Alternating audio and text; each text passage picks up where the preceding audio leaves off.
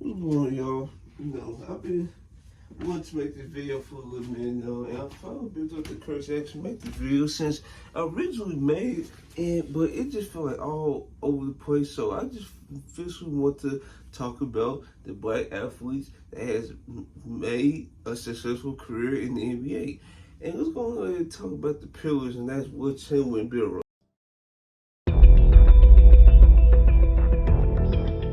Russell. Bill Russell, he was a defensive player. He could be a defensive player of the year every year of his career.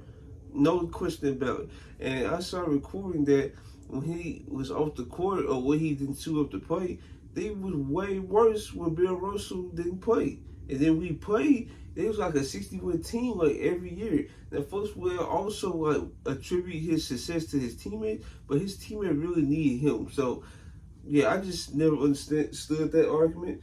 Wilt Chamberlain. Now, Wilt Chamberlain, he been through some ups and downs in his career. He was a fantastic scorer. Like nobody could check him. But the thing is, he wasn't really getting his teammates involved. And when he wanted to like get his teammates involved, that's when he won his first championship. And in the Lakers, he tried to revert back to who he was. And then guess what? Once he started to trust his teammates again, that's when he won another championship. But his rival Bill Russell, he won more and he was beating Wilt Chamberlain at higher rates since he trusted his teammates more and basically was a more portable player than Wilt Chamberlain at the time. But while these two, we want to like have more and more athletes try to come through the NBA. Also, another person that's important around this time is also Sam Jones. Sam Jones, I just saw a clip of him making a game-winning shot, and I forgot which final. I feel he was either 68 or 69. Well, nah, I feel like it was probably 68. But yeah, he hit a clutch shot. And he definitely deserves all the credit to this the Celtics' success as well. So let's go ahead and talk about the 70s.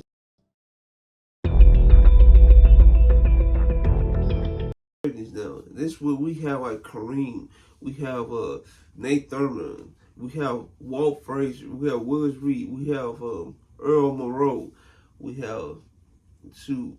Let me see. I could be missing a couple names, but those are the more prominent names. I feel like JoJo White, that played for the Celtics, then played for the Spurs. I feel like he was in the 70s as well. Let me see. That's really all the names I can think of as of this moment. But yeah, let's start with Kareem because Kareem is basically the face of this era. Now, folks say this is the dark ages of this era, and because I think this was the time where tapes was like getting rerun or something like that. It was some type of stuff that just made this era like. Oh yeah, I forgot another name, Bob Lanier. That's also another name that's important in this as well. But yeah, Kareem, like he tried his best to try to carry this era of basketball, even though it was like in his dark ages. He was winning like multiple MVPs. He was a champion by then. He had competition with the Knicks because they had Earl Monroe, Walt Frazier, like I said, Willis Reed, and they had Dick Barnett, who was a role player. That team was like getting better and better each year. Wow. The Bucks, on the other hand, they was like getting worse because Oscar Robertson was getting up there in age. And I believe he like wound up retiring. And so yeah, that's why the Bucks and Kareem just had to split. And that's why he went to the Lakers. And then let's go to the other man, Nate Thurman. Now Nate Thurman, he's one of the best defensive bigs. One of the most underrated defensive bigs of all time. Now, there's multiple clips of Nate Thurman just battling Kareem in the post, making it tough for him on each shot. It was crazy. Kareem Abdul-Jabbar is not this guy that you can easily stop at all. Not at all. The fact that Nate Thurman was actually getting successful stops on him speaks volumes to the defense of Nate Thurman and why he was so pivotal for the Warriors' success. And another name I forgot to mention, Bob McAdoo. Bob McAdoo is one of the most prolific scorers in this era. Probably you could say of all time as well.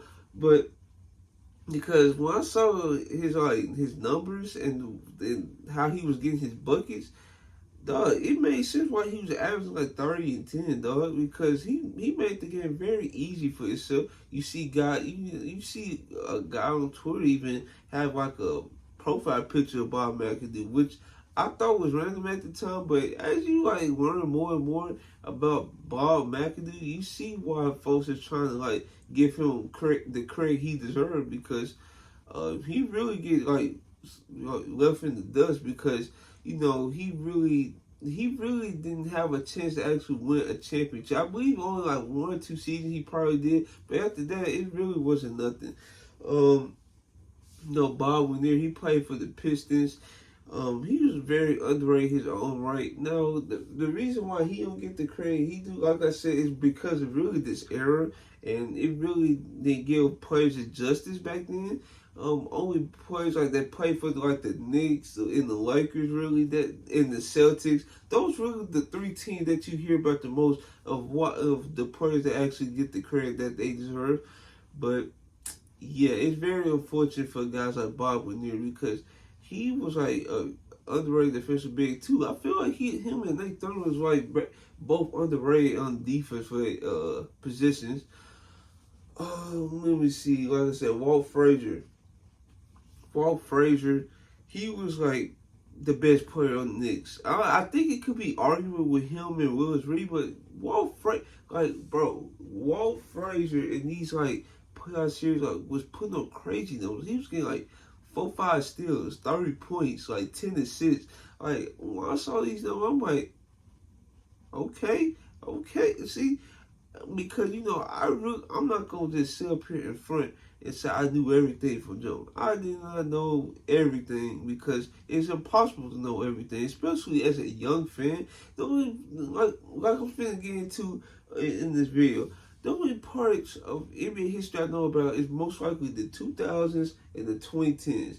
Those really the most like reliable years, decades of my life. And I'm gonna get into it though. But yeah, Walt Frazier, him and Willis Reed, who let's talk about him now. Dog, he's like a good big man. He was a good defensive big man. He was one of the reasons why they was able to win the 1973 finals. I couldn't believe, like, when I first heard the story that he came back in a game with a broken leg. I can only imagine the backlash that I get now, because I wish I might try to see $100 million+ investment into a player try to play through a broken leg. Bro, not only the train staff would get backlash, the GM would get backlash, the ownership get backlash, everything possible would get backlash for trying to do stuff like that, let that happen. But the thing is, the payback then really wasn't like up to par to it's not even close to up to par to what it is now. So that's why players were just willing to just put their life on the line just for them to try to win a championship. It paid off at the end. Not only gave the team like confidence and motivation, the fans got into it. When you got the fans behind you and they cheering all loud and proud, that's when it just gonna just spark motivation throughout the whole building. So yeah, Earl Monroe, I feel like I forgot what team they got him from, but he was one of the pivotal pieces that helped the Knicks win the championship. And let's see, I feel like I covered everybody. So let's go to 1980s.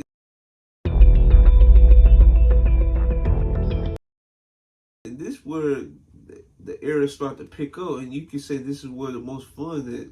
And we still got Kareem, his old age. Well, when he got to the Lakers, he was 28. But when Magic Johnson came, I believe he was 30 years old.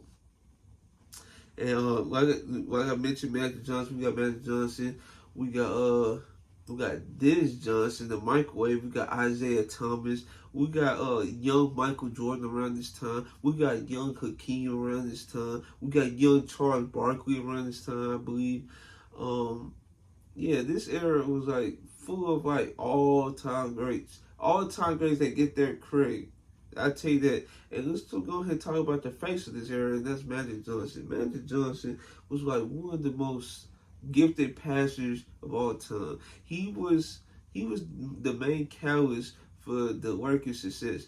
Now, it was a couple moments where Kareem Abdul-Jabbar he won Finals MVP, and there was a couple moments where Magic Johnson won Finals MVP. I believe in Magic's rookie season, I believe he won the finals, and then when Kareem got hurt here, he played center. So yeah, this man Magic Johnson was a dual threat. Folks said his scoring wasn't up to par, but as he got deeper in his career, he started to learn the post game. He took great care of the ball as he started to age. And after that criticism he got for not, for holding the ball too long in the finals, when they called him, all those type of names and stuff, that's when he decided to get in the lab and work on the thing I just mentioned: post game, better control the ball, shooting ability. It was just he just was more complete around this time. Isaiah Thomas. Now, Isaiah Thomas, he was definitely underrated. I don't know if folks just trying to put him out the like top 3 or 5 range of point guard. I feel like, whoa, just slow down right quick, because I would say Magic.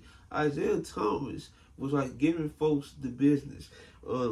These Piston teams, I don't think they was like capable of winning like back-to-back finals without Isaiah Thomas. Isaiah Thomas, when it came to the playoffs, was like one of the most like gifted performances or performers in the playoffs that we've ever seen. It was like a moment where I feel like this is the 1989 finals. No, 1988 finals, I believe. There was a moment where Isaiah Thomas twisted his ankle like pretty bad, and he still wound up dropping a 40-piece, I believe, and his ankle swelled up so bad, and they ended up like losing this series in a sweep to the Lakers with Magic, and Magic, Kareem. And I forgot to mention James Worthy. I feel like Brian Scott was on that team. Michael Cooper, Michael Thompson. Like that team was like full of like black excellence. But yeah, back to Isaiah Thomas. That ankle swelled up so bad that he like couldn't like continue in that series, so they ended up getting swept. But the next year they got their payback and ended up sweeping the Lakers. And after that, this is around the time Kareem Abdul-Jabbar decided to hang it up. So that was a great run. Then they came back the next year. Then you see the Bulls, just giving them trouble with young Michael Jordan and young Scottie Pippen. They still beat them again in 1990 and went on to win the finals once again. I mean, it was like Isaiah Thomas was like, he was not going to be denied. He's the only person that was successfully beat Bird, MJ, and Magic Johnson in like succession, just like that. I also can't forget about his teammate Joe Dumars. Joe Dumars was one of the best complementary pieces that you can ever find in the league. He was a 2 guard that had to take on the challenge of guarding the best defenders. Even though Isaiah Thomas could hold his own, it was like certain like matchups like Isaiah Thomas was like too like small in. So that's where Joe Dumars came in, and he also was giving folks buckets on the other end. So shout out to Joe Dumars, shout out to Rick Mahorn, John Sally, Dennis Robbins on the team, who was also a 2-time Defensive Player of the Year around this time. I might add, and I feel like I could be missing a couple players on that team, but yeah, those was the bad boy Pistons for you. So that should tell you all you need to know about Isaiah Thomas. So we go on, and we're gonna talk about James Worthy. Now James Worthy, he's still like very active in sports. Him and Walt Frazier, they do like stuff for their teams they play for. You see James Worthy, he's like one of the most underrated small forward. I feel like he went number 1 in the draft with a fleece of a trade.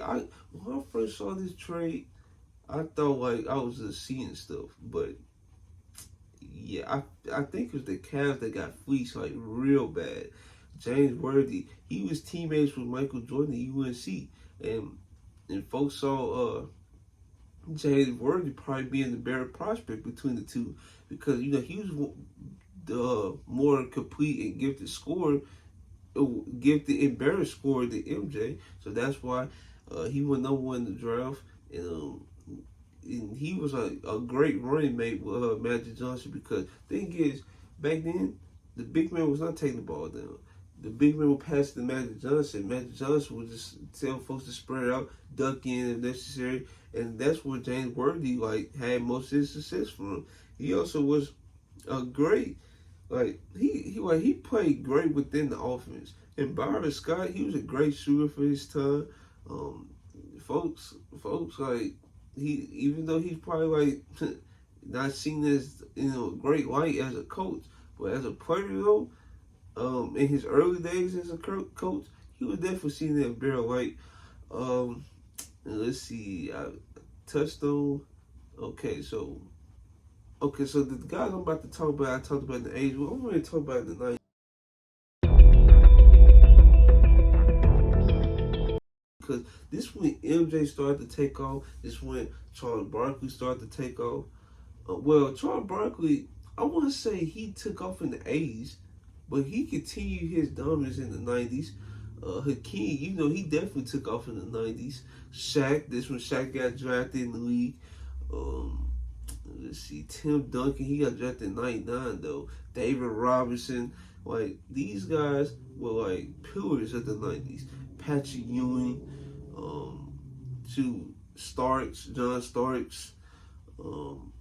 I could be missing another player, but Reggie Miller. I feel like Ray Allen. Well, Ray Allen came in '90s. I don't think he took off then, but you could say him. Bunch of players in the '90s took off around this time. But let's talk about the main one. That's Michael Jordan. Michael Jordan, as soon as he broke the barrier of beating the Pistons, he won a three-peat. He retired, got one another three-peat. You already know he won DPOY in the 80s, I believe in the 87 season, 87, 88. He played within the flow of the offense because he had to switch coaches from Doug Collins to Phil Jackson. Phil Jackson wanted him to be a part of the offense instead of the offense, which helped them to win 6 championships. Another person I forgot to talk about is Dennis Rodman. When Dennis Rodman played for the Pistons, he won a couple championships. He had a little period where he was trying to find himself. I feel like he played with the Spurs. The Spurs let him go because they felt like he was too much of a headache. And then he went to the Bulls, won 2 or 3 more championships. So that should tell you all you need to know about Dennis Rodman. And he was a great elite defensive player, much appreciated. Folks will look at his stats and say, this is not good stats, but his impact on the game, it was far beyond stats. That was Dennis Rodman. Scottie Pippen. Now, Scottie Pippen is one of the few players in the history of this game that should have won Defensive Player of the Year. He said he's won the Defensive Player of the Year trophy, bro. I just don't understand how we have multiple guys that's in that situation that who I'm about to touch on. It just gets slept on because Magic Johnson, he was bigger, stronger than everybody. Even in the '91 season, I feel like this is the season he made first team All NBA. He was giving Michael Jordan business, and since Magic Johnson 6'8", they had to switch on somebody else that was 6'8", 6'9" himself. And that was Scottie Pippen, and basically he just made him the whole series, and that basically shifted the series towards the Bulls winning. And also they had a guy like Horace Grant who ended up winning All-Star, who ended up making the All-Star team later on his career. Let's see, we can have Shaq. This is young Shaq. This Shaq, he was the most athletic and quickest he was ever going to be. Now it's unfortunate that he didn't keep the weight off him to keep this athleticism, because around this time this was peak defensive year Shaq. You can see in his stats he was getting 10 blocks. He was getting almost quadruple doubles. That's how special he was on the defensive end. And as he started to get bigger and bigger, that's when the injuries started to pile on. Then with the era I'm about to talk about, this is when he took off. But the injuries started to pile on, and then he had to he had to find like a happy medium. Then he went to the Lakers. He had paired with him and young Kobe. But before young Kobe had to come up, that's when Eddie Jones was playing. Eddie Jones is like one of the most underappreciated people of all time because he was the man that actually helped Kobe Bryant on defense a ton. Because Kobe Bryant, he always was like a student of the game. He always wanted to learn for folks, and especially screen navigation. Screen navigation was very important for Kobe.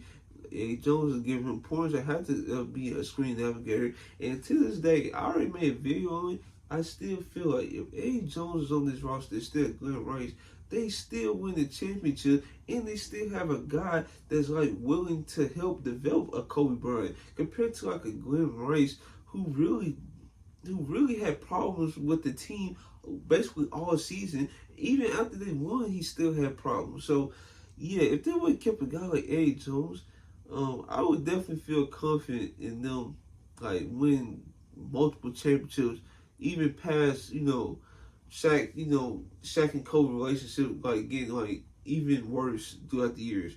Um, so yeah, let me see. That touch on Hakeem a lot. No, let's talk about David Robinson. So David Robinson, he got drafted, I feel like in the '80s. He was like the admiral because he had military background. He grew up in a military family. He had all these biceps and stuff. I thought he was gonna be like a stiff. To be honest with you, I didn't think he was gonna have the movement skills that I saw. And boy, like the things you see Giannis do in today's game, that was what David Robinson was doing back in his day. He would get the rebound and he would like literally move like a gazelle like down the court with the ball. Like I couldn't believe it. And then he had like this mid-range game he could trust in moments. And I feel like folks said he trusted way too much, which like hurt his scoring efficiency a little bit.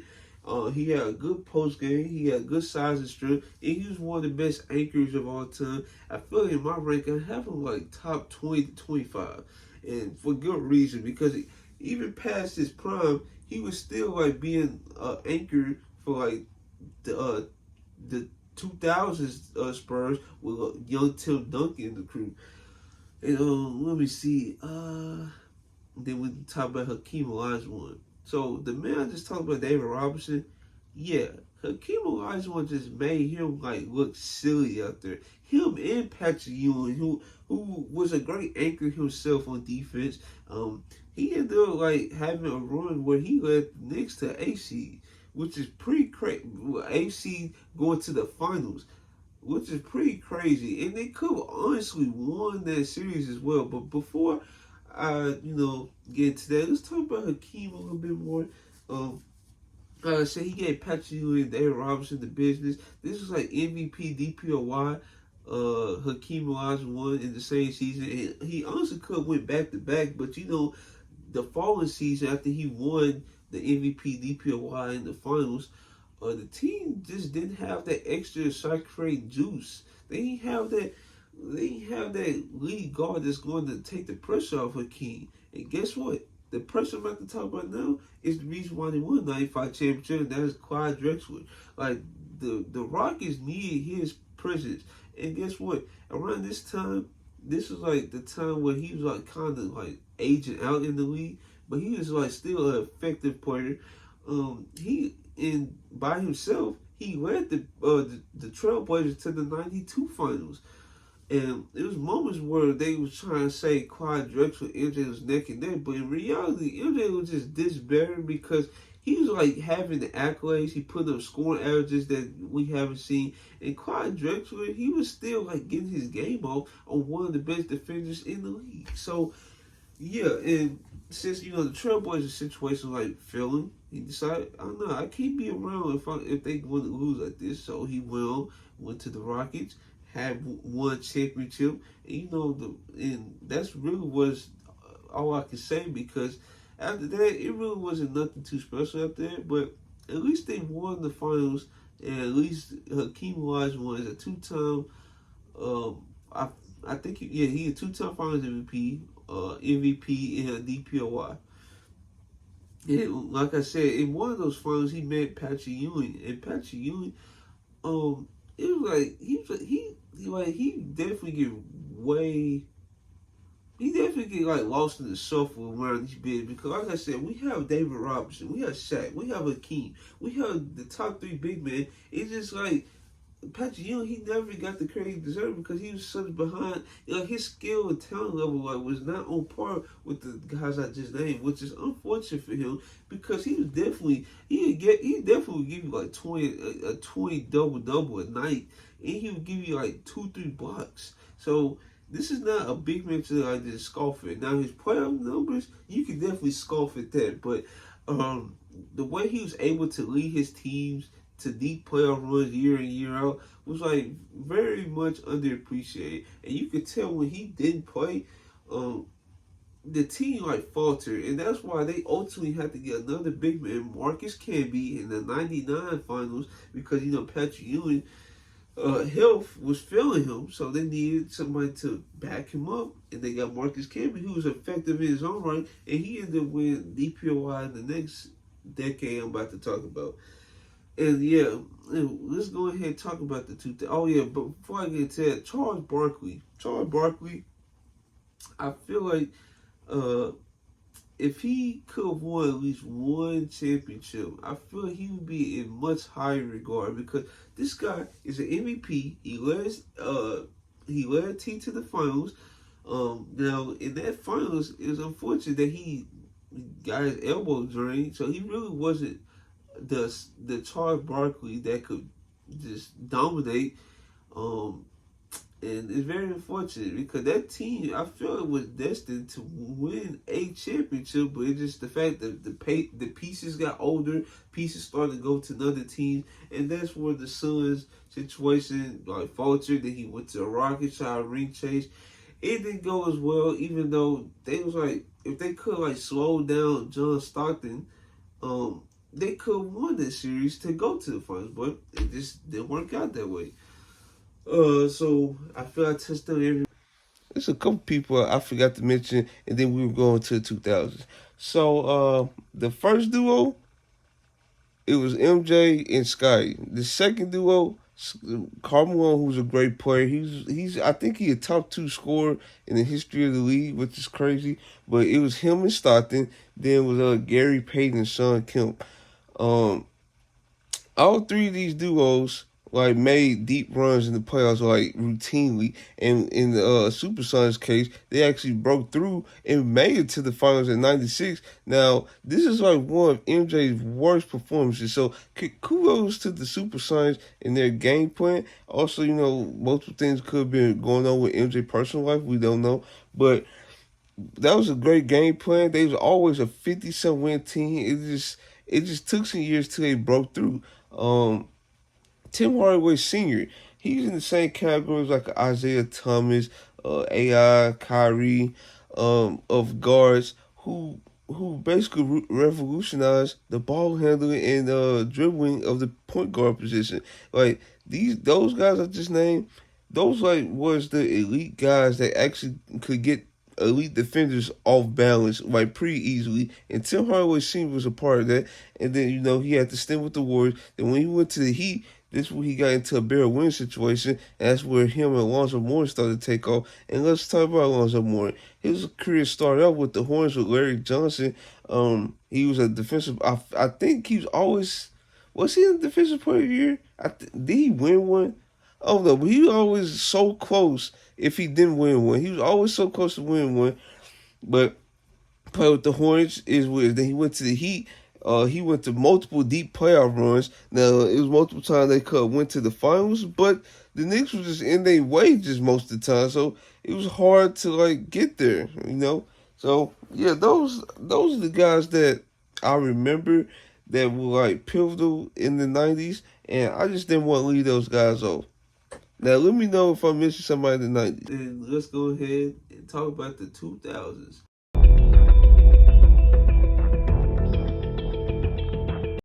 By T-Man. Have a at the passion. Look at the animation on Tracy McGrady. Normally sleepy-eyed, very... A little more pressure when you're playing at home. Oh, McGrady just past Robinson and then slash to the rack. Are you kidding me? LeBron says, wait a minute. How many guys are like this? Do I want any part of this? Job of guarding Tracy. He's fighting through all the screens. Watch him dunk it after I say that.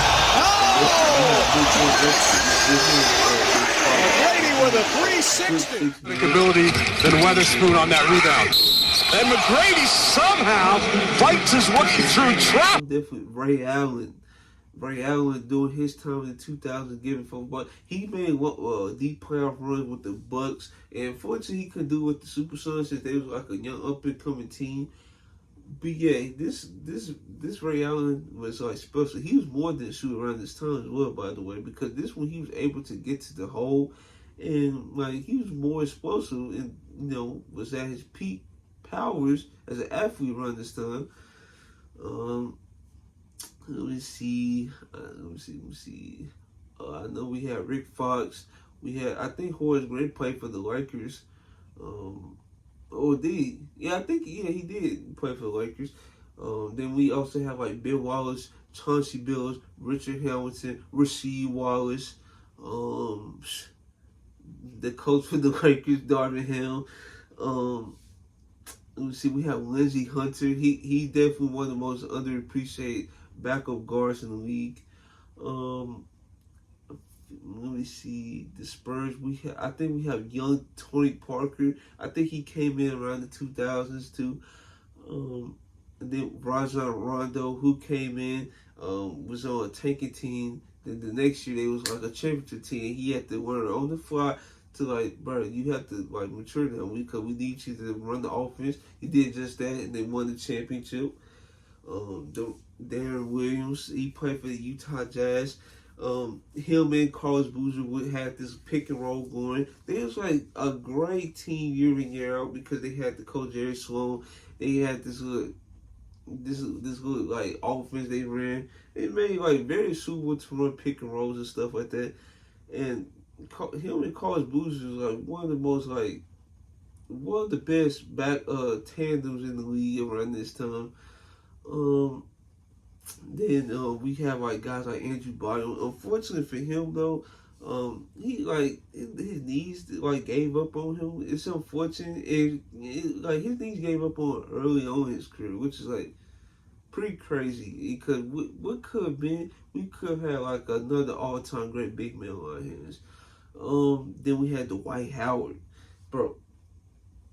This man, Dwight Howard, one of the best defensive bigs. Yeah, you can say his offensive game with his post game like could be better, but and he could be more portable as a lob threat. Those all can be true, but something you cannot take away is his 3-time DPOY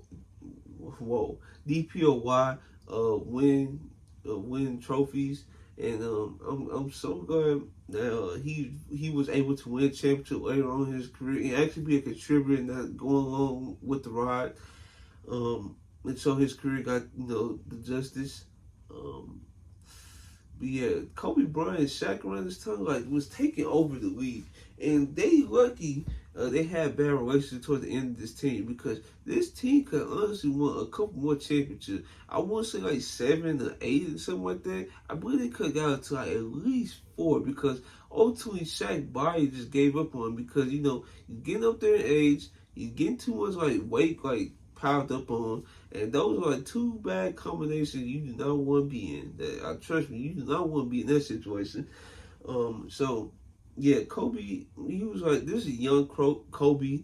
He was probably from 19 from the start of his career towards I feel like 01, because I feel like he cut it off in 02. I could be wrong, but this is a young, explosive Kobe. Now, he wasn't one of these 1% tier athletes like Michael Jordan or LeBron even, but he could definitely dunk on you if you try him. If you tried to contest it, then he would literally dunk on you, no question about it.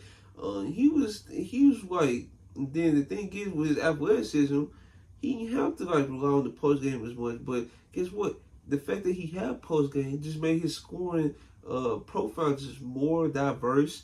It's like nothing you could do. And then he, especially since he played in the triangle offense, that was more like suitable for him to like trust his teammates and, be a part of offense instead of the offense. But at one point, he had to be the offense because, Shaq had these injuries piling up, like I mentioned. That's when Kobe just started exploding 40, 40, 30, 40, 40. Like, he was just on this tear. We all see it. Like, you can just look at Kobe Bryant 2003 scoring stretch, and it'd be like NBA 2K type numbers. I'm telling you that right now. And then his running mate Shaquille O'Neal. This is around the time he took off. He was an MVP. He was the most complete pack because his defense may have tailed out, but it was like nothing you could do in the post with Shaquille O'Neal but foul him. That was the only thing you could do because he would like what he don't get like appreciated was his footwork. He definitely had good footwork because he was setting up his like post hook. He could drop step you. If he feel like you leaning on him, that's an easy drop step. He was like a good passer, but he wasn't like a great passer because he had to like stare down reads to make the reads. And with triangle offense, it made the reads much easier to read. But he had moments where he wasn't hitting like the advanced reads since he was like too focused on one target and stuff like that. But it was like nothing you could do on the block with Shaq. You wouldn't have to send like 3 people at him to try to stop him. And that's why him and Kobe Bryant ultimately won 3 straight titles. And what's crazy to this day, this haven't been broken yet. So it's crazy. Vince Carter, one of the most explosive athletes, and one of the main reasons why Toronto Hoops got the coverage it did. T-Mac, who also got drafted to the Toronto Raptors, didn't have his career take off like with his cousin, but when he got traded to the Magic, that's when his career took off, and basically nobody could stop him. Basically, he was barbecuing everybody else in front of him. He had a great like handle package for his size. That's why he made the comment like, "Oh, got these same trainers and nobody don't have the creativity to the game no more." And you look up a highlight tape T-Mac, you can see what he's talking about just based off his highlight tape. AI, one of the most like undersized guards in the league, but had the heart of a 7-footer. Like before Steph Curry, leading his team to the championship, that was Allen Iverson. And the Allen Iverson, he definitely get the credit he's due. Now, he probably wasn't the most efficient, but the fact the offensive talent on his roster was like Eric Snow, Tyrone Hill, Dikembe Mutombo. It just wasn't there. So that's why he had to take most of the shots. And Larry Brown, he created offense where he had to create these plays called like Iverson cuts, which teams still use to this day, where it's like a horns action, and the player that's back to score, he's like use both of those screens. If somebody try to go under, they shoot. If they try guard him straight, he can drive to the rim or dump it down. And, 2 collapse on. So yeah, let me see. And Dwayne Wade around this time, he was like he got drafted in 2003. 3 years later, he won a championship. And the reason why he was able to win that championship because they acquired Shaq in the 05 season, 04 season. I think it was the 04 all season. One year they could have made it, but they lost to the Pistons. I think. Then the following year, nothing was stopping this time, and this is like the performance he put up in the 06 finals was still crazy to this day. Of course, you're gonna have folks have some controversies or whatsoever, but nobody wasn't trying to hear that. And on the Mavs side of things, they had like guys like Michael Finley. They had guys like it wasn't Desmond or Juwan Howard. I always forget his name, but he had the wristbands with the headband. Everybody know what Howard I'm talking about. Like I said, Michael Finley was on the roster. it's another thing I'm forgetting, but he was definitely underappreciated in his own right. But yeah, let's go ahead and talk about the 2010s. We still had Kobe Bryant. Andrew Bynum career took off. We still had Ray Allen. We still had KG. We still had Paul Pierce, who I forgot to talk about in 2000. We had let's see, Carmelo Anthony career took off. Let's see. Blake Griffin, he took off a period of time. Chris Paul, who I forgot to talk about, who was an MVP candidate in 08, but went to the Clippers and like had this thing with Lob City where they was like no lower than like a 4th or 5th seed during his tenure there. I think he's like one of the few guards that dropped a 20-20 with no turnovers, which is mind blowing. It was mind blowing. I still remember that game to this day. Then we had like James Harden to take off, KD took off, Russell Westbrook took off. All three guys that played together at one point won MVPs. KD won one in 2014, Russ 2017, James Harden 2018. In 2014, KD didn't have the supporting cast. As Russell Westbrook around this time was hurt and his knee. He tried to come back, but his knee just wasn't like responding right to it, so he had to sit out more games. And this man KD was just like going to war. Well, I feel like Kendrick Perkins, this dude named Perry, who they thought was gonna be like a mini KD for them. Was Andre Roberson on the squad? No. I know Morrow was on the squad. Basically this team, I think Reggie Jackson was still in the squad too. But yeah, this team was not suited to win the amount of games they did, and that's why KD won the I almost said Finals MVP. That's why he won the MVP. And 2 years prior, him, Russell Westbrook, James Harden went to the finals. Russell Westbrook, his MVP season, first person to average a triple-double since Oscar Robertson. James Harden, he had a stellar season with the Rockets. This is like his due year since, each year since 2015 to 2018, he's like top 3 MVP candidacy year in, year out. Let's see, Kawhi Leonard around this time, man. What else can you say about the man? He was a defensive specialist coming into his career. Then, as he started to grow more and more as a player, that's when he became a self-shot creator, which no one expected. And, him and Chip Inglewood, they was putting in the work all season after all season after all season. And that's why when they brought in like LaMarcus Aldridge after Tim Duncan retired, who's also an underrated big man, by the way. Don't get it twisted. LaMarcus Aldridge, him and young Damian Lillard was like tearing up the league. But Marcus Aldridge won another opportunity.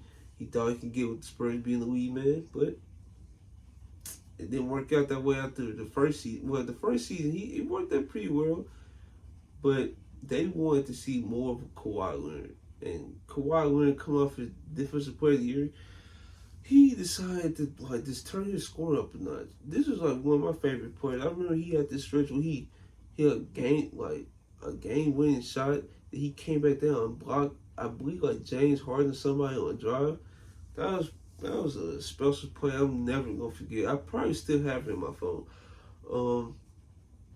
Let's see. Like I said, Damian Lillard, he was breaking out.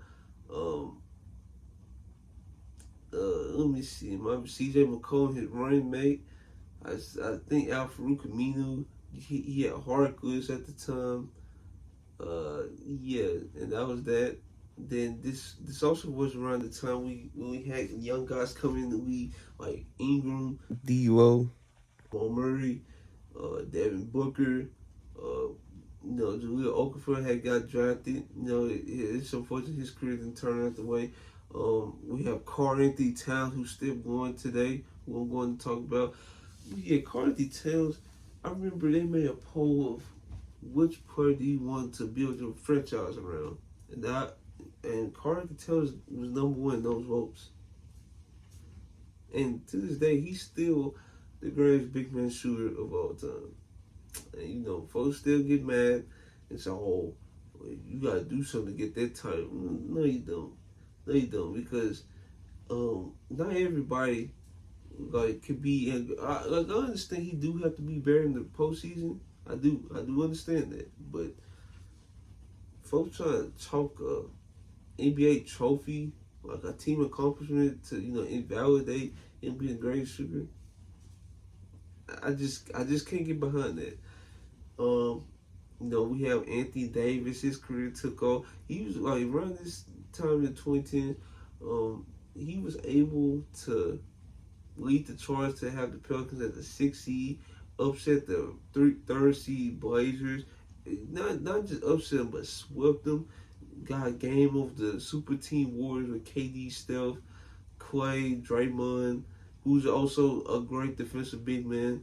Draymond Green, he definitely gonna be in the same category as like Dennis Rodman and Ben Wallace, of these guys that don't put up great stats, but is the reason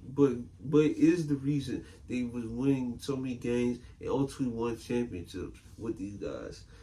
Like Kyrie Irving, for example, he got the best ball handling that I've ever seen. You can say Allen Iverson's up there. You can say his godfather Rod Strickland's up there. Tim Hardaway Sr., Isaiah Thomas. You can say all these guys, but the fact that Kyrie Irving has the creativity, not only that, his sell moves is like one of the best in the league, or best of all time. His shot creating ability is unmatched. Like this guy was giving like the MVP of the league trouble in the finals. Matter of fact, not just the MVP, but the unanimous MVP is Steph Curry, because Steph Curry, he had an amazing season, dog. He shot like 44, 45, 46% from three, something like that, on like 11 attempts. James Harden at one point in his career had shot 36% on 11 attempts. And mind you, that's like almost 10% worse than Steph Curry. And Steph Curry, that was like something that we probably will never see again. James Harden, you probably will see a 36% season, because that is like league average. If you're a 36% shooter, that is great. Matter of fact, I think it may be slightly above average if I'm correct. But dog, you will see more James Harden type 3-point season than Steph Curry type 3-point season. It is what it is. Let me see. I think I touched on about everybody that I can think of right now. But yeah, we go into the era we are in now, and that's the 2020s.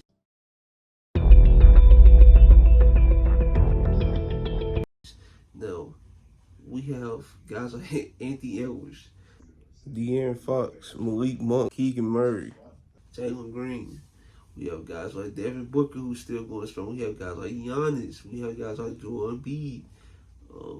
Kawhi still going strong in his 30s. LeBron still going strong in his 30s. AD, James Harden, who still finding ways to change the game, because he was this explosive scorer like in the 2010s, but in the 2020, his body, started to break down and stuff, and he had to find ways to like contribute.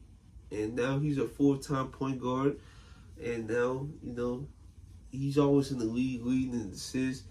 Of course, his scoring numbers gonna be down since he's been playing with elite guys like Kyrie, KD, now Kawhi, Paul George, Joel Embiid at one point. So yeah, that's why his scoring numbers been down. We have upcoming guards like Tyrese Maxey. We have Zach LaVine, DeMar DeRozan. We have underrated big men like Andre Drummond.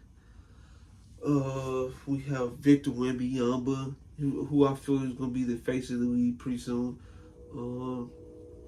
We have Shai Gilgeous-Alexander. I feel like his time is like right now. They a top 3 seed in the West. I'm telling you right now, if they can get like a secondary star, I think they may be in the running for a championship next season. I'm just putting it out there. And then his running mate, J-Dub, Jalen Williams, boy, he's going this scoring stretch again. I was like, oh my God, could this be the second star that Shai Gilgeous-Alexander looking for? But I feel like he need probably someone like with more experience. And if they have to trade J-Dub to get that guy, I feel like they should trade J-Dub to get that guy. I don't know who it could be, but this team is gonna be serious. That's really all I gotta say. Like I said, the guys from Golden State still going strong. Curry, Draymond, they had a young guy like Poole at one point. James Wiseman, he played for the Pistons. Jonathan Kuminga, who's been on a tear. I feel like every time I watch him play, he's almost like dropping 25 a night, which is pretty crazy and way different than what I was seeing early on in his career. It's very unfortunate. Now, folks say he just got better. I feel like he did get better and not fouling, being a negative asset. But ultimately, it came down to him playing. He wasn't getting no playing time. So that's why his numbers didn't look as good as it was, or it is today. Let's see. Toronto Raptors. Let's see. We got Scotty Barnes, who been improving. He's an all-star this year. Pascal Siakam, who played for the Pacers now with Tyrese Halliburton. He's a former all-star. But he's gonna be like a great piece to complement Tyrese Halliburton, who I'm about to talk about. This guy's a 2010 tonight. I feel like this is Steve Nash. I feel like this is the Steve Nash. Him or Trae Young is like Steve Nash, because on Tyrese hand though, I feel his efficiency, his delivery and some of his passes, the way he can run pick and roll, I feel like his game probably complements Nash the most. And Nash didn't really take these crazy 3-point shots like Trae Young, and Trae Young efficiency always gonna be lower compared to a Tyrese Halliburton. So Tyrese Halliburton gonna make sure he take the most available shot. But Trae Young, he will really pull it right in your face. If he makes it, he demoralizes a defense just instantly, just like that. The Cleveland Cavaliers, those boys, Darius Garland, Donovan Mitchell, Evan Mobley, Jared Allen. Jared Allen, folks say he should be a two-time All-Star, but it's so many skilled front court players in the East that I don't know, it would have been hard. Now, folks say he could have had Scotty Barnes spot. Tomato. That's my thought. Tomato. Evan Mobley. Now, folks was expecting more from Evan Mobley, but I feel like his career's right on line, to be honest with you, because he's playing with a ball-handler guard, Donovan Mitchell, and Jared Allen, he get most of the role touches since he's one of the best rollers in the league. It's at this point, that man Evan Mobley just had to become a stretch big, or just be a bare mid-range threat. And I just don't understand the hate for him, because his defense is elite. He was top 3 in defensive player of the year last year. I don't know if folks forgot about that, but he was top 3 in defensive player of the year in Kansas City last year. Darius Garland, I feel like he always be hurt though. The thing but he's got one of the smoothest games that you ever see. His hesitations is so good. Bro, if you jump on Darius Garland and when he's about to try to shoot or something like that, I don't blame you for jumping, because he definitely know how to manipulate a defense with his eyes. He's a great passer. Definitely got a smooth jump shot. It's just the thing about him, he just got to be more consistent with himself. And when he be more consistent with himself, I feel like this team definitely could go on a run. Donovan Mitchell, dog, you can make the argument that he's shooting guard 1 this season. The fact that this Cavaliers team is still could approach 50 wins despite having injuries to Jared Allen, especially Evan Mobley, especially Donovan Mitchell, especially Darius Garland. I thought this team was going to be dead no hard, and I feel like Donovan Mitchell's going to request. Nope. This man Donovan Mitchell is still going strong, putting up 25 a night. He made the All-Star game, and I wouldn't be surprised if he's first or second team All-NBA when the season's done. The Celtics, we got the Jays, we had Jason Tatum, Jaylen Brown. This man, Jason Tatum, he probably will never get the credit he's due. I mentioned with Bill Russell, stuff like that.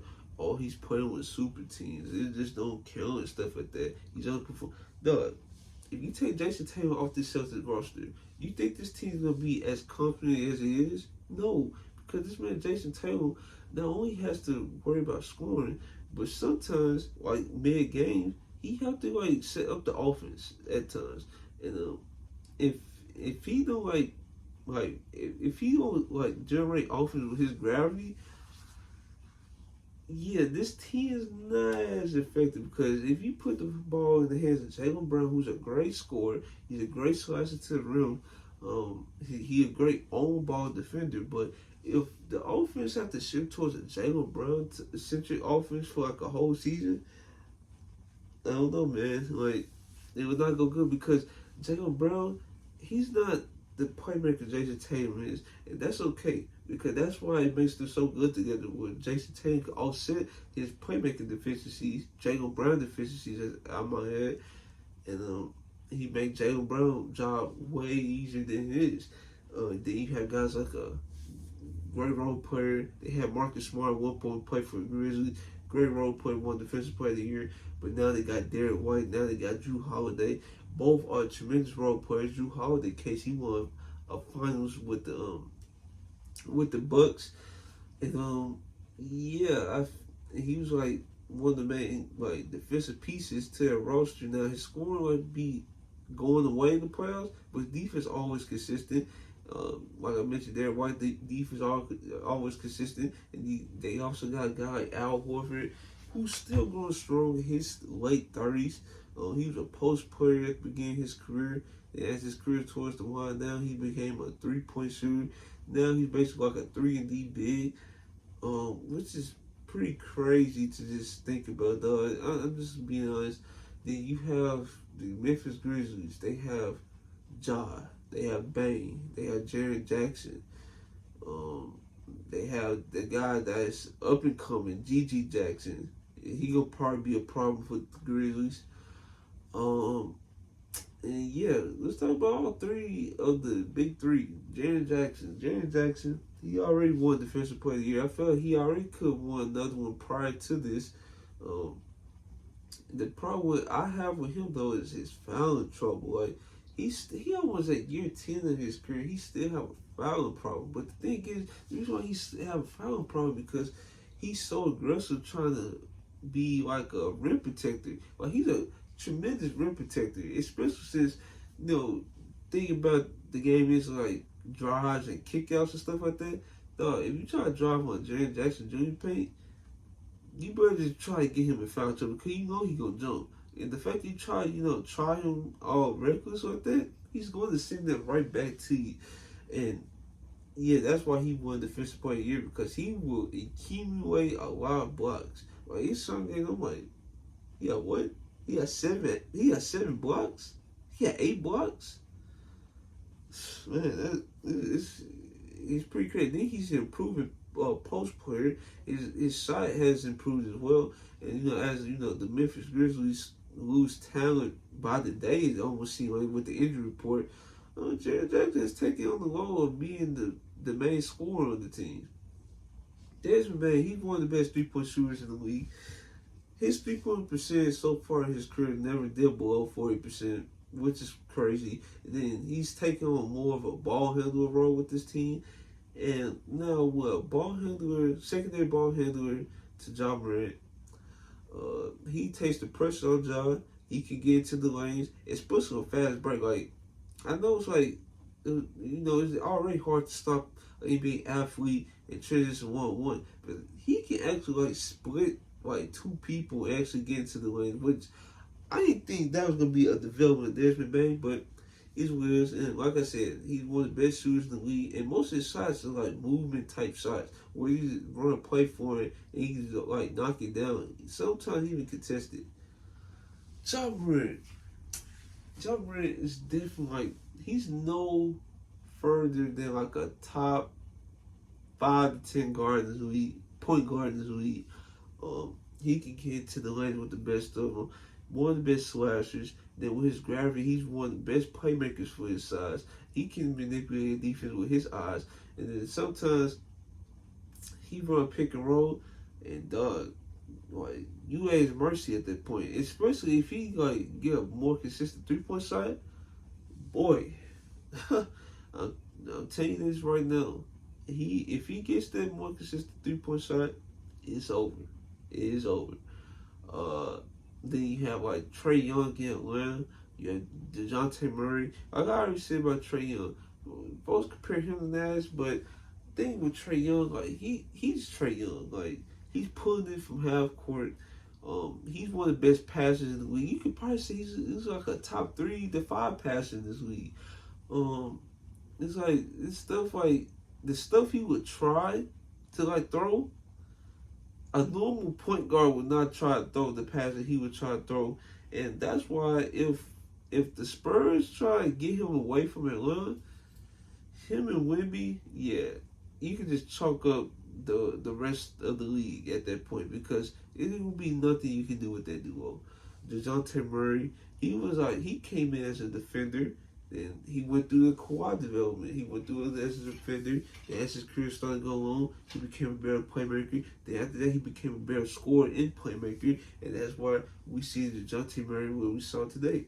And I feel like I think I covered everybody because Joel Embiid came off an MVP season. It's unfortunate that he's hurt now because he could have went back-to-back MVP season. He averaging like 30 plus in like three straight seasons, I believe.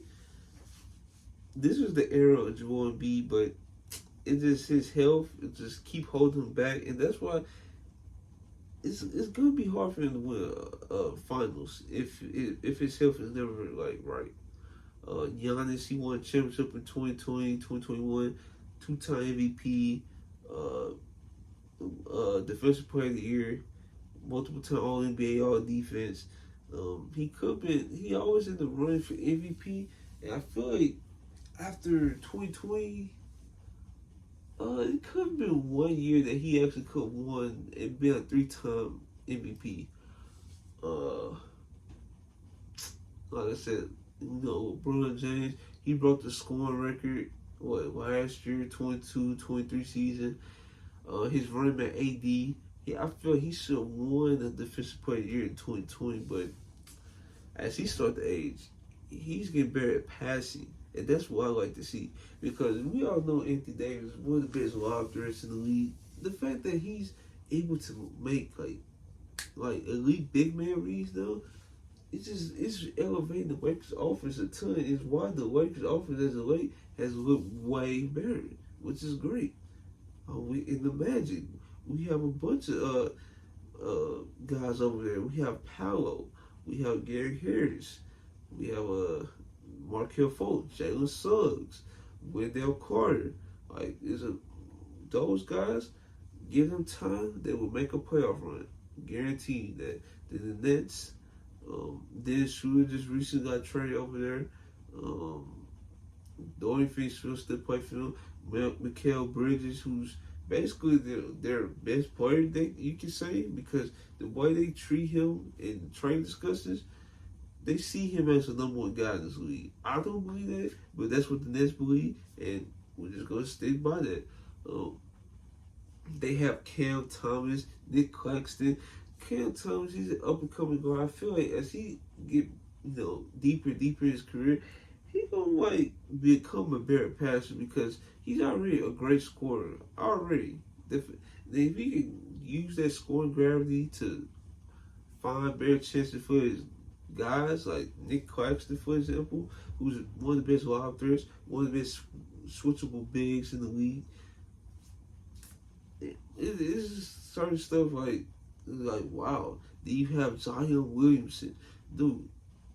If Zion Williamson, if he can be more consistent with his health, he would have been in top 10 discussions already. Folks tried to put him in discussions this year. I'm like, dude, he's never healthy, and then when he's healthy, he have to get adjusted to playing basketball again. It's unfortunate that he came and worked on new stuff in the offseason because he always rehabbing. But once he get healthy, once he get more consistent, I feel like the Pelicans gonna be an even more dangerous team than they are now. And Zion, with all these injuries, he's like a great athlete. Now he's not the athlete he was at Duke, but Duke in his early stage in his early stages with the Pelicans, but he can still like dominate a game with his brute strength and athleticism. Brandon Ingram started his career as a Laker. Got traded the AD deal to the Pelicans. He's still a good shot creator. I probably still rank him as a top 30 player in the NBA. He's also a good facilitator. They also like with the Lakers was experimenting using him as a point guard.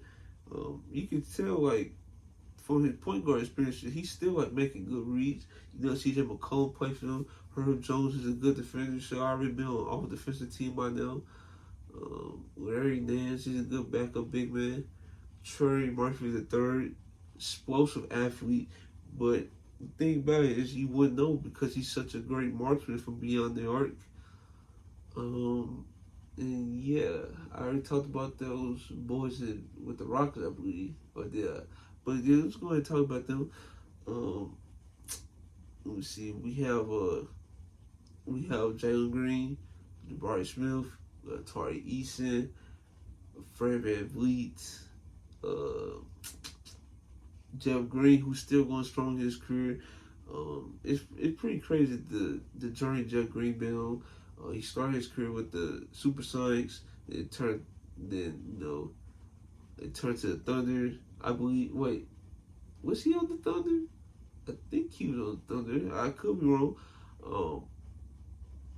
Yeah, he was on the Thunder. Then he went to the Celtics in this deal with Kendrick Perkins. Then the Celtics was like seeing him as like the main star of the team. Unfortunately, he like got a tumor or something like that in his head, and he had to sit out. Then when he came back, he's been like all over the place in a good way because he's so valuable that teams just couldn't resign him. Then now he's with the Rockets. He got a big deal. He won a championship the year prior with the Nuggets. Now he's just sitting pretty, collecting his money and putting up good stats on a team that's trying to make the playoffs. I feel like, let me see. I feel like I touched on everybody. I already talked about the Spurs victory with Beyond, but let me talk about him a little bit more. I believe that's one of the video since I feel like he's, well, let me see, the Wizards, they got Jordan Poole, they got Ty Jones, Daniel Gafford, he just went to the Mavericks. He's one of the best role player big man that you would find. As multiple contending teams should have been on him. PJ Washington, he played for the Hornets. He just went to the Mavs. Let me see. I'm trying to see who played for Wizards. It's not coming to mind right now. I can think of anybody with. So let's go ahead and close out with Victor Wembanyama since I think he's going to be a face of the league. He just, as I'm recording this, after the game, like as I'm recording this, he had a triple-double in blocks in his first year in the league. If he get Trae Young this offseason or next offseason, boy, this Spurs team will be like a 60-win team in no time. Now, Greg Popovich, I give Greg Popovich a bunch of flack, but the thing about him is he can definitely coach a team that's looking to contend. I can give him that. And if you give Wembanyama Trae Young, because Wembanyama, he's taking step back threes. He's like his wingspan is so crazy that he can like lift at any point. Then once he like gets stronger and he they'll have more sturdiness to his post game, he's gonna diversify his game even more. It's like, dude, because Trey Jones playing with him now, Jeremy Sohan, Devin Vassell, like these guys, they are like good guys. But I'm telling you, if they can get a guy like Trae Young in the building, they'll be like a force for years to come.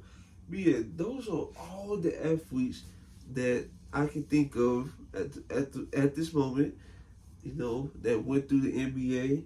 I would talk about the 50s, the 60s, the 70s, the 80s, the 90s, the 2000s, the 2010s, the 2020s. This is an hour-long video. I'm losing my voice, as you can tell.